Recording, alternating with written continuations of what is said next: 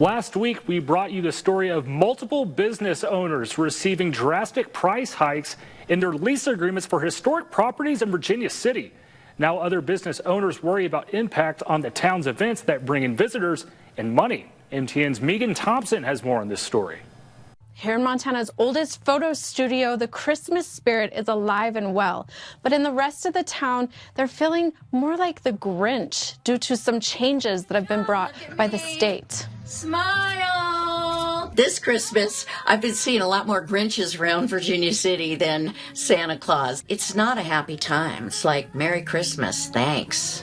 Allison Adams is the proprietor of the Montana Picture Gallery that was established in 1864. Hi. She is spending Saturdays in December popping Santa hats on babies and draping children and adults in Victorian period clothing for old-time Santa portraits. Recently, businesses known as concessionaires who lease with the Montana Heritage Commission were offered new lease agreements that are jacking up the rent from 4% to 15% of their gross revenue to operate in state-owned historic buildings.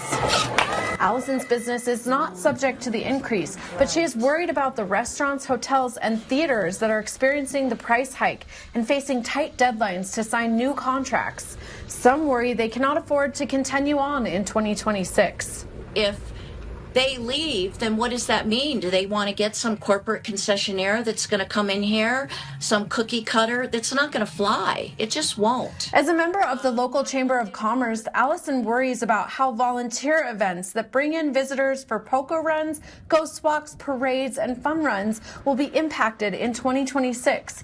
Virginia City Chamber of Commerce Executive Director Christina Koch says the chamber cannot begin planning events until concessionaires decide if they'll sign the new lease contracts. I feel like we're stuck in a bad Hallmark movie. Like this big corporation is coming into this little town at Christmas time and trying to destroy everything, and the town members are banding together to try to save Virginia City before Christmas. So help us, please.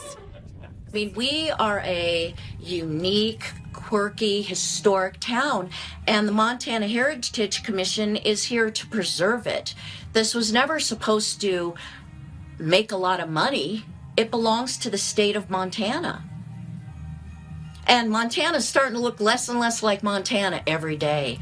In an email from Governor Gianforte, he says the decisions relating to the matter lie in the hands of the Department of Commerce and the Montana Heritage Commission. The actions taken by Commerce are aimed at repairing the financial mismanagement and improve fairness for all parties involved. I also reached out to Oric Road, the corporation that operates resorts like Lone Mountain Ranch, and recently took over Montana's oldest saloon contract in Virginia City. A spokesperson for Oric Road said they will not comment. In Virginia City, Megan Thompson, MTN News.